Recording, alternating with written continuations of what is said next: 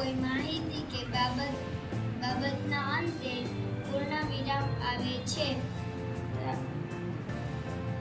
ઉદાહરણ તરીકે, હું ક્રિકેટ રમું છું. બે કે તેથી વધુ નામને જુદા પાડવા હોય ત્યારે અલ્પવિરામ મુકાય છે.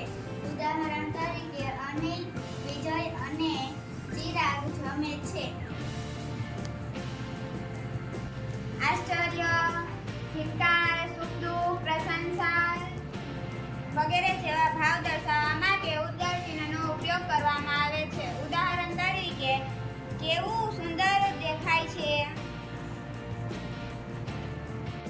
કંઈક જાણવા માટે, માહિતી મેળવવા માટે કે પૂછવા માટે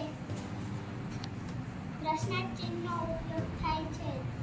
ઉદાહરણ તરીકે, આવતીકાલે રજા છે.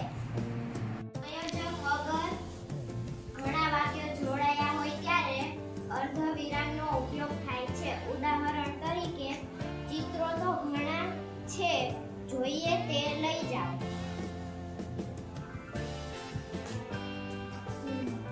વાક્ય પછી બીજું વાક્ય આવે છે તેવું સૂચન કરવા માટે પૂર્ણવિરામ ચિહ્નનો ઉપયોગ કરવા માટે આવે છે.